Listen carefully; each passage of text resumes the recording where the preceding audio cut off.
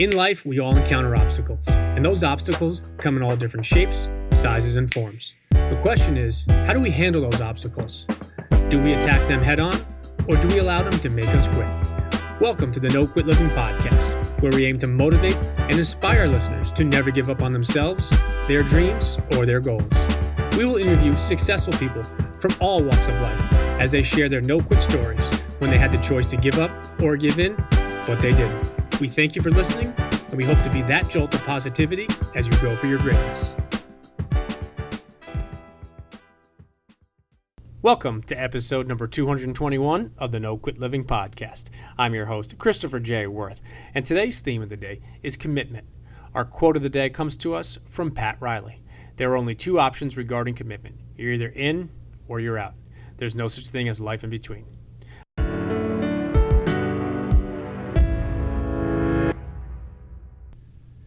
Today's episode is sponsored by Con. Your journey is your story. Con is a lifestyle jewelry brand that simply exists to embody your unique personal journey and remind you that no matter how difficult life can be, anything is possible. Be the dream, be the change with Con.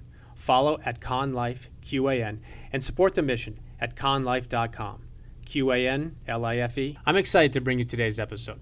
Our guest learned a ton in his former military career in Australia. As a very successful podcast host himself, it is an honor to have Robert Brus on our show today. He defines the word commitment, and I hope you enjoy today's episode. Rob, I'd like to welcome you to the No Quit Living podcast. Thanks for having me, Chris. It's really great to be here, mate. I appreciate it. So the first question I ask everybody is, are you ready to bring it today? Oh, baby, let's bring it. Let's do it. Come on. So as you know, the number one objective of our show is to motivate and inspire listeners to never give up. And I was curious if you have either a no-quit story of your own or perhaps a really challenging time that you could have given up or given in, but you didn't. Yeah, that's a really great question. And I love the theme of what you've got going on here with your podcast. It's right in line with what I do. I have a podcast for the listeners out there. It's called Go All In. And when I created my podcast, I wanted to do something about not quitting either. But I look back at my life and I think, man, I've quit a few times in my life. And sometimes you've got to give up on things, and sometimes you got to know when to give up. And there's so many stories out there like that just everyday average people have got, and it's really, really interesting. And from my perspective, when you go all in on something, it means you're committing to it. But then that's a really good, exciting thing when you make that commitment. But further downstream, it can suddenly become very, very hard, and you find yourself up against a thing where you've got to not want to quit.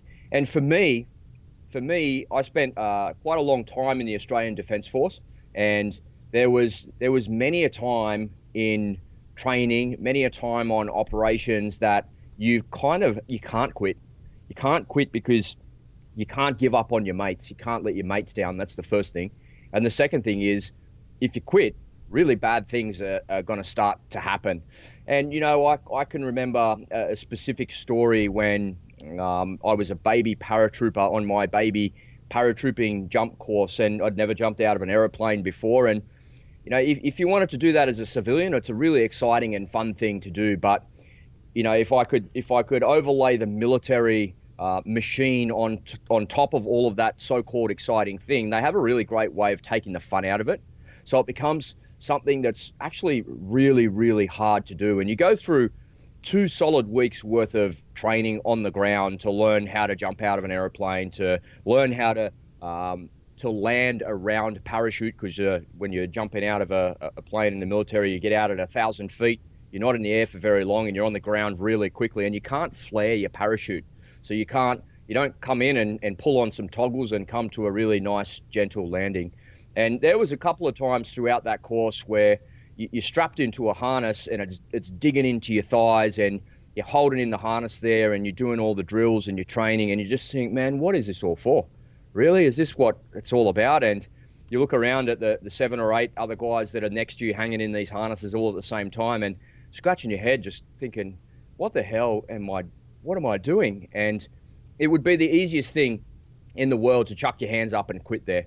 It really would, because nobody would begrudge you if you didn't want to go and do that. No one would say that, they wouldn't say anything bad about it. It's just not for everybody. And you just got to push forward. You just got to push through those things. And I can remember at the time just being a young man in his early 20s, full of ego and bravado, but then really wanting to chuck this in because it was so damn hard. And you know what? I'm glad that I didn't. I'm glad that I stuck with it. I'm glad that I pushed through those things. And I'm glad that I just kind of let the system take me and went with it. And I just followed the drills. And I had to really swallow hard and chomp hard on my fear. And I remember the very first jump that we did, it's just one of those very first things that you remember in your life. They line you up, of course, and I went to the very front of the line, so I was going to be the first person out of the airplane because I just wanted to get this thing over with because it was scary. And I was really scared. And anybody that tells you that they're not scared when they go and do that for the first time is lying to you because it's a terrifying experience. And, you know, again, the military has a really, bad way of taking the fun out of something that could be a whole lot of fun. But, you know, you get out of the airplane, you kind of pop your cherry, so to speak, get on the ground and get your gear, and you go and get another parachute and you go and do it all again. And suddenly it becomes a little bit easier, and then a little bit easier and a little bit easier. And as my career developed as a paratrooper, I was lucky enough to be selected to go on the military free-falling courses.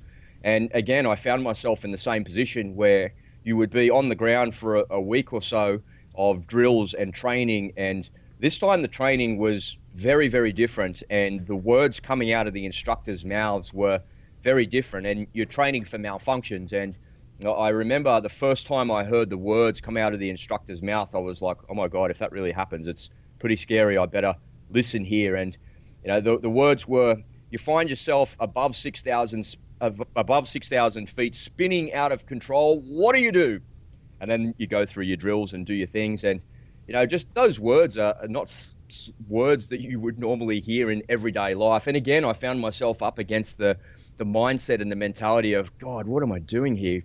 Seriously, be careful what you wish for because it shows up in your life. And it showed up. And then all of a sudden it's like, geez, do you really want to go and do this? And just, again, I kind of succumbed to the system. I let go and I fell in line with the system. I did the drills, I did the training, I went with it, and I still had to get out of my head and just concentrate on what I was doing and be as present as I could. Otherwise, you know, if you overthink it, it's like the easiest thing in the world just to chuck your hands up and quit.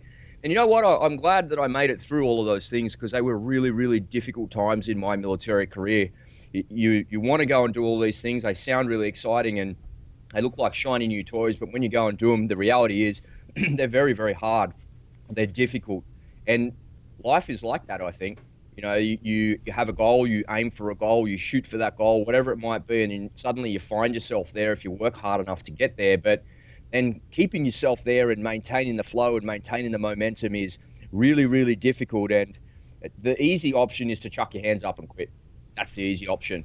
But the hard option is to grit your teeth and keep going and be as determined as you can. And I learned that determination in the military. I really, really did, because I was put in physical situations where I otherwise would never have experienced anything like that. And for me, that's stuck with me for the rest of my life, because when you do something really hard like that, the comparison, there is no comparison. You know, if something difficult comes up today, it's kind of like, oh yeah, you know, I'm kind of not spinning out of control above 6,000 feet, screaming to the earth at 200 kilometers an hour, about to die. It's not a big deal if something goes wrong in my everyday life now, because I've got something to compare with. And that's all because I didn't quit. No, I appreciate you telling that backstory. I think it's interesting how you've been able to take some of those experiences. And I think a lot of people look at the military and it looks exciting when you see it in movies and things, but the way in which you described jumping out of a plane and how fast you're going, I'm going to allow you to do that, and I'll just live vicariously through you. I think that's safer for me, and I like being on the ground as opposed to up in the air. But wanted to change lanes back to something you said before, because I had the honor of being a guest on your show, and I love the whole concept and the title of your podcast, which is Go All In. And something you said early is, you know, when you do things, there's one of two ways to do it. It's to go all in or to kind of give, you know, half attempt effort. And I think no matter what it is you're doing, there's only one way to do it, is just to go all in. Now, it doesn't mean you're going to succeed, obviously, but if you don't succeed and if you fail, I think later on down the road, even when you're possibly late in your life and on your deathbed, you're not going to think about those opportunities and say, you know what, I really didn't give it my best effort. So speaking of your podcast, wanted to just ask if you wouldn't mind telling our listeners a little bit about who you are and what exactly you do in addition to your podcast. Yeah, absolutely. I've had a digital marketing agency for a long time. I've been in that space for about 12 years. And when you do something in life for a reasonable length of time, it's not really that long a time in the scheme of things, but it's still, it's a decade or so. And I kind of got a little bit stale and a bit bored with it. And over the last sort of 2 or 3 years, I've seen it here, particularly in my part of the world, become really super commoditized, become very, very, very commoditized, where consumers have got an extraordinary amount of choice in the digital marketing sphere of suppliers and vendors, but they're also really, really highly educated. And I've seen that change a lot as well. So suddenly all of these things out there that were once a mystery and you needed really specialized knowledge to do have become really mainstream knowledge, and people just use service providers to actually do it because they don't have the time to do it. So then you find yourself competing on a different ground, and I kind of got a little bit stale in that space. So that was kind of the catalyst for me to do something different. I always wanted to do something in the media. I tried to write a book a couple of times, but when I sat down to do that, I recognized that what I was wanting to do was to share my opinions rather than share my story. And I figured that a really great way of sharing my opinion was to tell other people's stories and other people's go all in stories, because it's really great to hear those stories of commitment and success. And I kicked off my show, and it seemed to connect with a certain type of person. It seemed to connect with a lot of people really quickly, and it was such a weird thing. In hindsight, I'm not sure if I went all in on my podcast. It was just something that I started. I was like, yeah, it's just kind of going through the motions, and that was something I was going to do. It wasn't really something that was like going to turn into the monolithic beast that it is today. But very quickly, I was getting invited on other people's shows. People would say, hey, I've heard your show. I love what you got going on there. Do you want to come on my show and talk about that? And I thought, well, that's kind of really flattering. It's really nice. So I started to do that, and really quickly, I think I'd been on, 30 or 40 shows or something like that. And I started to build an extraordinary following for my show. There was a lot of people that would hear what I would say on these other shows, and they would come and follow me back here. And then over the last, I must have been 12, 18 months, I had a lot of people asking me, hey, Rob, how did you do that, mate? How did you build such a big following and make that happen for yourself? And my social media following is nothing special. It's not that big. But my podcast following is a really dedicated, loyal fan base, and I get a lot of feedback from those folks, and that's really nice. And I think I'd rather have that dedicated, loyal following there than I'd have 60,000 people on my Instagram. Although that's kind of cool too, because you can leverage that. But that's not really the point of the podcast, to make me some sort of celebrity in social media. It's about sharing other people's stories and getting that go all in commitment message out there, which is working. And anyway, I had a lot of people asking me, how did I do that? And I just explained to them that I went on other people's shows, other people's podcasts, and I did that. And they said, hey, can you help me do that? And I said, no, you can do that yourself. Hey, Rob, can you help me do that? No, you can do that yourself. And eventually about 20 or 30 people asked me that, and I kind of capitulated. And now we have here at Go All In, we have a podcast booking service where we help other business owners and entrepreneurs that want to amplify their message get on other people's shows. And what I'd realized, in the last 2 years, digital marketing has changed radically. It's a radical shift, not in the commoditization of it or the intelligence of the buyer, but more from the perspective of algorithms. So just about everything that you can do in advertising and marketing is subjected to an algorithm. And there's only really two things that you can control. And the one is your email list that's never subjected to an algorithm. And the other one is your podcast or your appearance on a podcast, because that's never censored, because the podcast owner is not going to censor you when they invite you on their show. And it's not subjected to an algorithm. Every other type of advertising and marketing online is subjected to an algorithm, which is owned by a big giant monolithic company whose sole purpose for existence is money.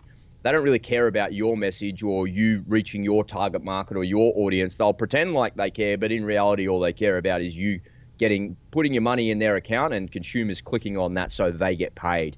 So I realized that spreading your message and amplifying your message and sharing your view of the world and building your tribe and your audience, there's no better way of doing that than with podcasting. And podcasting has become mainstream. Just in the last 12 to 18 months, that has it's like the perfect storm of things. And if you think about the very next car that you buy, it might be an electric car, and is it going to have a radio in it?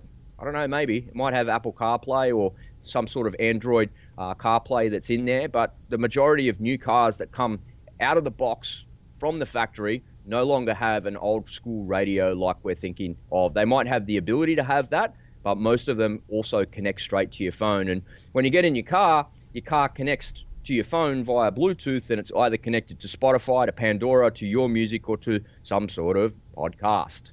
So it's become really mainstream, and I've really, really enjoyed helping a whole boatload of people in the last couple of months get themselves booked onto all sorts of different podcasters. And we've built a huge network of about 500 or 600 podcasters that in all sorts of different niches. And these folks are from the most obscure niches you've ever heard of. But the really cool thing is that some of them have like 10 or 15,000 downloads per episode. And it's amazing the followings that these people have. The world is such a big place, and there's so much opportunity for business owners out there to amplify their message. But it's less about appearing on a podcast and more about what you do with it on the back end of it. So we really help people make the most of their appearances. And if you get them in there a couple of times a month, it looks like they're in the media constantly and perpetually. And what that does, it helps that person who appeared on those shows. It makes it look like they're perpetually in the media.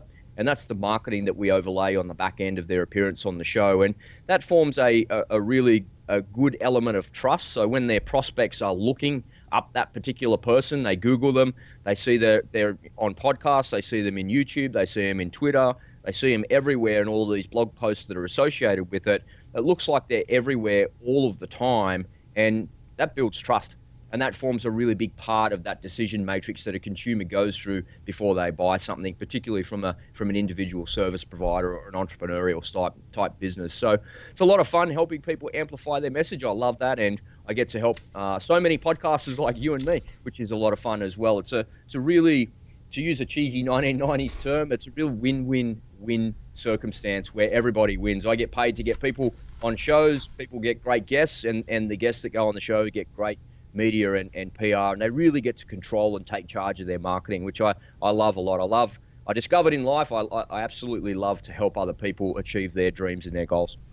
Well, I could not agree more with your insight on podcasting. I think hasn't even remotely hit the surface of where it's going to go. And I was just talking actually this morning with a couple of clients about the same idea you talked about with cars coming out now. And it's not just cars, it's phones, it's tablets, the opportunity for podcasts. And the reality is it's free advertising and free marketing, so I think it's a great service. Wanted to jump into some of our personal development part of your interview, and I have an interesting question for you, and I want to get your answer is, if you had to define yourself, Rob, but you could only use one word, what would that word be? Committed. I think committed goes perfectly with your go all in. Everyone talks today's day and age about success, and typically it's dealt with some type of monetary idea or concept or connection, and was curious to get your perspective on what success means to you or what success is to you. I love this question. I think it's so unbelievably important, and I've spent a lot of time thinking about that as well. You probably know yourself, Chris, that being an entrepreneur can be a lonely profession sometimes. You might have staff that are around you in your office and doing your thing, but you're constantly thinking about creation and how to create the next thing and what to do next. And I look at my business and it's pretty successful. You look at it from a financial perspective. If I look at a balance sheet, it looks pretty good. It could always be better, of course. Could you manage the money better? Of course. Could you invest it better? Of course you can. It can always be better. But what I discovered was my definition of success for myself is not really related to a financial outcome. I used to think that it was. I define it now by saying the more people that I can affect, the more successful I'll become. So the level of success that I feel that I have achieved is directly in proportion to the amount of people that I affect. So if I affect more people by bringing more people into my ecosystem and creating good vibes and doing all the right things and telling the right stories, and people just really enjoy what I do and they resonate with me, that's going to bring more people. And it has a really positive feedback loop. And the more people that connect with me, the more I want to do it, because I'm getting feedback and I'm getting the energy from the feedback that I get from it. So my definition of success is directly in proportion to how many people I affect, in a positive way, of course. And am I successful in that? Well, I think I'm definitely on the path, and it's a really good thing because it's perpetual. It's constantly growing. I'm never looking to be at a destination and go, oh, I want to get 100,000 downloads for this episode. It's sort of like, if I got it, it'd be like, well, so what's the next one that comes out? Are you going to get 105,000 downloads per episode? Yeah, well, would that be successful compared to the last one with 100,000? I suppose, I guess. But the great thing about that kind of approach and that kind of an intent that I created for myself is it keeps me moving forward, and it keeps me driving forward to achieve more, because my goal is not success. My goal is to affect more people, because the more people I affect, the more successful I feel like I become. I think that's something that we're spot on with, and we spoke about a little bit on your show, and I hope that our listeners will connect with and listen to the episode where we were on together, your show, and just kind of listen to the aspect of it. But one of the things we talked about on your show was books. You asked me a couple of questions, so I was curious if you've read anything recently, or perhaps you're reading something now that you'd like to recommend or share with our listeners. My favorite book of all time is Pitch Anything by Oren Klaff. And Oren Klaff, if you don't know, he's like an investment banker. He worked in that space for a long time. He helps people raise capital. People come to him and say, hey, I need $3 million to do this project. And he goes away, he's connected to a network and goes and raises that money. But his book, Pitch Anything, you might have heard of that before. He talks about a thing called frame control. He talks about how your brain works, and if you have to master anything as an entrepreneur, you have to master sales. And Oren Klaff helped me to master that. Just reading his book, listening to the audio. I think I listened to the audio book about 100 times, and that's because every time I would go to a sale, I would have Oren in my ears. And every time I left that sale, whatever the result was, I'd have it in my ears listening to it. And I would make sure that I'm not missing anything. And the two key things that he uses, and I love to use this in my digital marketing business when I help people build out marketing programs, build out ad campaigns and websites. There's two things online that create desire, and that's intrigue and anticipation. And if you can say something that gets somebody's attention and gets them to lean forward, it must be intriguing. And intrigue by its very nature creates anticipation, because what is this guy talking about? It's pretty interesting. Like, what is it? And I'm waiting for you to satiate me by whatever it is that you're going to say. So I love the idea of intrigue and anticipation creating desire. And the reason it works is because intrigue and anticipation, as an unbeatable combination, they don't trigger fight, flight, eat, or mate in your reptilian brain. And when you don't trigger one of those four things, the message that's being communicated to you gets passed up for higher processing by a higher cognition in your brain, and your message gets through to that person. And once I understood that concept that Oren Klaff teaches in his book, Pitch Anything, my sales just went through the roof. My whole life changed. And if I could recommend one book that every single person should read, I would say Oren Klaff's Pitch Anything book. It's just, I can't say enough about it. The guy is like, he's funny as hell in real life as well when you watch him on his videos. And he's a really sharp character as well. I like Jordan Belfort as well. Jordan Belfort's straight line sales techniques are some of my favorite things as well when you're talking on the telephone, and using the inflection in your voice and keeping clients and customers on a straight line. And when you kind of merge the Oren Klaff mindset and methodology of frame control, and you overlay it with the straight line sales technique of Jordan Belfort, and you sprinkle it with a little bit of Grant Cardone hustle and love in there, I think you have a pretty fun combination of things in life. And I guess just as an entrepreneur, I spend a lot of time selling, and I spent a lot of time learning how to sell and understanding new sales techniques. So there's some things that I really love and recommend. And for any of our listeners who might not be familiar with Grant Cardone or Jordan Belfort, Grant Cardone is an unbelievably successful real estate investor, but he's also a sales tactician. And Jordan Belfort is a gentleman that the movie Wolf of Wall Street was made about, when Leonardo DiCaprio played him. So two unbelievable guys. And I have not read Pitch Anything, so I will definitely have to check that out. And Curious for your answer to this. If you could go back and give the 20-year-old version of yourself only one piece of advice, what would that advice be? It's all good, Rob. It's all good, mate. Everything will be okay. No matter, no, no matter what happens, everything's going to be okay. And I've asked that question a lot of times of people, myself, and I've had to think about that answer myself. What would I say to myself? And when you look back at it, no matter what happens, everything's going to be all right. So just stick with it. And I think another thing that I would say to myself is probably to stick with things a little bit longer. Don't give up on stuff. Don't quit on stuff so soon.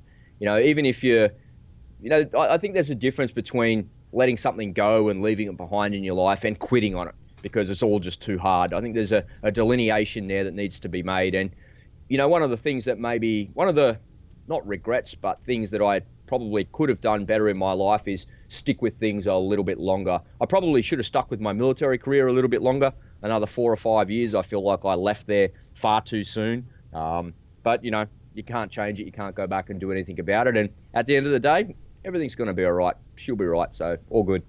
Assuming I could wave that magic wand and grant you dinner with anybody, dead or alive, who would you pick? Gosh, I'd probably sit down with Sir Charles Kingsford Smith. So he's probably the most famous Australian aviator in Australian history. And he was the first person to fly an airplane from the United States to Australia across the Pacific Ocean. Went from the US across to Fiji, to Hawaii, then to Fiji, and then to Australia. And yeah, that story fascinated me as a child. And aviation has been in my blood since I was a little kid. And yeah, I would love to sit down with the guy. And when you read the autobiographies about him, he was a bit of a rat bag. He just drank too much. He carried on, but the sense of adventure and the spirit of adventure and the commitment and, maybe the go all in mindset doesn't really fit in the 1930s where it all happened around that time. But gosh, the commitment to do those things and put your life on the line with these airplanes that were, gosh, when you see these things in real life, you just wonder how they even get off the ground and fly, and they're so damn slow. And no navigation either, you're kind of looking at a map, you've got a compass, you're looking at the stars, and you're flying that away. There ain't no GPS, there ain't no fanciness about navigating like that. And yeah, I think that would be a really interesting conversation to sit down with Smitty for half an hour and have a cup of tea with a guy or probably a few schooners. I have to say, I love the words that you use because I know what they mean conceptually, but it's interesting. Not only do you have your Australian accent, but some of the words you use, I'm trying to be like, okay, I can match this to an English word. Yeah. So I know you and I spoke about it on your show, but a thing that's very important with our No Quit Tribe is the word accountability. And with our clothing line, we have #accountability, and it's a lot of different places on a lot of different things that we promote. I wanted to get your 2 cents on what accountability means to you. Oh, mate, it means absolutely everything to me. Without accountability, you don't achieve anything in life or in business. And the minute that you go out there and you're telling somebody what it is that you're going to do, you're accountable to it. And you got to have a system and a methodology to hold yourself accountable. And in the last 12 to 18 months, I discovered a system called FLEX, or short for flawless execution. And it's the way that fighter pilots plan and brief their missions to go out and achieve a 98% mission success rate. When you think about it, a pilot doesn't walk up to a jet in the flight line, get in it, the thing's worth $100 million or whatever it is, and he doesn't get in, strap in, look at his mate and go, hey man, where are we going today? Are we dropping bombs on that target or that target? They just don't do that. There's a detailed process that goes and happens long before they get anywhere near an airplane. Their briefing process might last 4 or 5 hours. Their mission might only last 40 or 50 minutes, and then their debriefing process goes for 6 to 8 hours on the backside of it. And that's how they achieve that 98% mission success rate. So the steps that we use in flawless execution are planning, briefing, executing, ex-gapping, which means where are you in relation to where you want to be, and debriefing. And I think when you overlay a system like that, like flawless execution or some sort of scrum system or agile, I think you just have to have something like that for yourself personally to keep yourself accountable to the goals that you set for yourself. But more importantly, if you're working on projects with teams of people, you must absolutely have that type of thing overlaid onto whatever it is that you're doing. Because if you don't have a formalized way to hold yourself accountable, all you're going to do is you just kind of be flailing around, sort of achieving something, maybe achieving something, but you'll never hit up against the targets that you set for yourself. So for me, accountability is absolutely critical for success in business, and it's critical for success in life as well. I couldn't agree more, and I love that analogy about jumping in the cockpit. Obviously, you don't just guess where you're going to go or figure it out on the spot. You've done and you've gone through so many things prior to that. So I think that's a really interesting analogy. And I wanted to ask you, and I'm curious about your perspective on this from the military side to where you are today, is the reality is everybody faces challenges and obstacles every single day. That's a given. But I was curious your thoughts on why is it that some people, when their backs are against the wall, they just throw the towel in, while others, no matter what, they keep going and they never give up? Life is hard, and I think people have got different perspectives on what equals hard, and I think people chuck in the towel early because they haven't really done anything that's really super hard in their life. When you've done something that's really difficult and challenged you, and has really challenged you from a physical perspective and a mental and an intellectual and even on a spiritual level, something that's happened to you in your life that is really hard, if you use that as whatever that is to compare with what's happening right now, you probably find that what's happening to you right now is not such a bad thing. And the way I describe it is, no bad things can really happen to me in the bubble that I live here in Sydney, in Australia. And the reason no bad things happen to me is because my feet are pointing at the ground and nobody's shooting at me. And that's the analogy of it. Like when in the military, when somebody's shooting at you, you're lying face down on the ground, and it's about as cranky as you've ever been in your life about anything. You've never felt so much rage or anger in all your life when somebody does that. And if your feet are pointing at the ground, meaning you're not laying on the ground and nobody's shooting at you, for me, nothing bad could possibly happen in my day because nothing compares to that.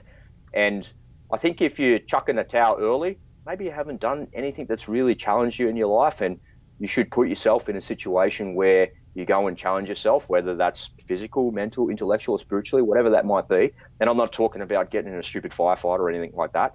I'm talking about going and challenging yourself so you give yourself a point of comparison. Tony Robbins does it in one of his, I think it's a UPW conference, where he gets out the hot coals and makes people walk across hot coals with no shoes on. And that's purely to give you a point of reference in your life to say, hey, I walked across 20 meters of burning timber with nothing on my feet and I survived. So anything that I do from here on in my life is going to be easy compared to that, because I had to get so damn psyched for that, and I was so scared of that, and that seemed like such an insurmountable thing for me to go and have to do. But the reality was I did it. When I faced my fear and I faced the challenge, I did it. And the idea of that is don't chuck in the towel too early, because once you've done that, you can do anything. And that's what I would say to people: go and challenge yourself and try and do that on a daily basis. Stretch your wings, try harder. No, I think that's great advice, and I think that's so true in life. You go back to those experiences you've had, and obviously they're not going to all be similar, but when you've been tested and you've been put through a tough time, you go back to that. So, Rob, wanted to switch lanes here real quick into something similar to your show, but not identical, into what we call our hot seat questions. And the only thing that we ask of you is just that you spit out the first thing that comes to mind. All right. I love this. Bring it, bro. All right. You have one last meal, and you can choose absolutely anything you want. What do you pick? T-bone steak. Favorite sport? Gosh, I don't really have one.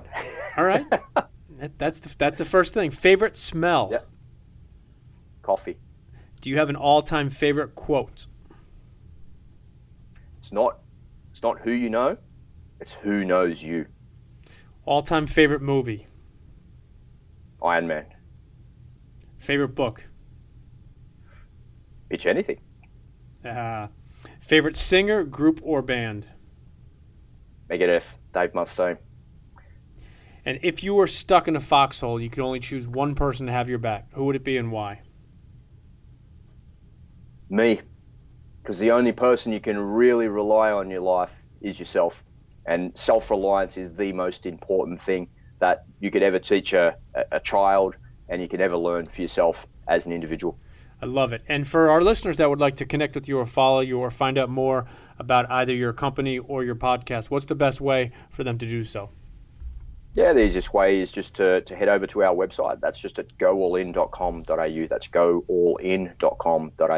And you can reach out on Facey if you just search for that on Facebook or Instagram as well. We've got a Facebook group that I'd invite you to join. There's about 500 or 600 people over there, all going all in on all sorts of different stuff, and some pretty cool conversations in there as well. So check it out. I'd love to meet you.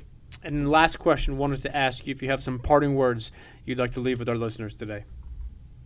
Absolutely. If you want to take complete and total control of your marketing, your message, and your brand, do what Chris and I are doing right now. Get yourself on as many podcasts as you can, because you'll be amazed at the people that you reach. You'll be amazed at the people that you affect. And it is just a really, really super fun way to do business. It's a super fun way to build a personal brand and to amplify the message that you've got going on there. And if you need a hand with that, just reach out and I can certainly help you as well. Listen, Rob, I just want to thank you for not only your time and allowing me to return the favor, because I was on your show first, and I appreciate what you shared. And I definitely recommend our listeners to find out a little bit more about you and also to check out your podcast as well. And hopefully you and I can talk again soon. Love it. Thanks, Chris. I really appreciate your time here, mate. And thanks for the invitation to come on the show and share a bit of an Aussie story with your American audience. Appreciate it, mate.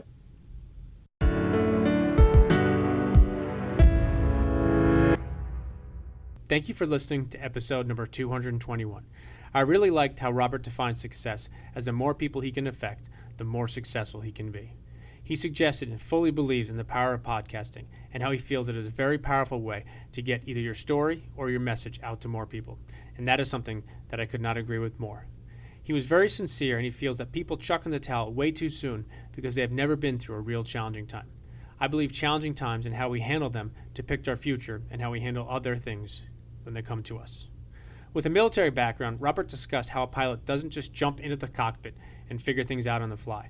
There are hours upon hours of preparation beforehand. So my question to you is just that. What does your preparation look like? Do you fully prepare so you can handle any and all obstacles or challenges? Or perhaps you just wing it? A few years ago, at a seminar I attended, John C. Maxwell said that for every minute he speaks on stage, he prepares 10 times that. I'm not sure why, but that suggestion really hit me and has stuck with me ever since. I challenge you today. The next time you have to prepare for something, take a couple of minutes to prepare just a bit longer. You might ultimately over-prepare, but possibly that extra effort can pay dividends. As you go for your greatness today, don't ever shortchange yourself or your future. In life, we all encounter obstacles, and those obstacles come in all different shapes, sizes, and forms. The question is, how do we handle those obstacles? Do we attack them head on, or do we allow them to make us quit? Welcome to the No Quit Living podcast, where we aim to motivate and inspire listeners to never give up on themselves, their dreams, or their goals. We will interview successful people from all walks of life as they share their no-quit stories when they had the choice to give up or give in, but they didn't. We thank you for listening, and we hope to be that jolt of positivity as you go for your greatness.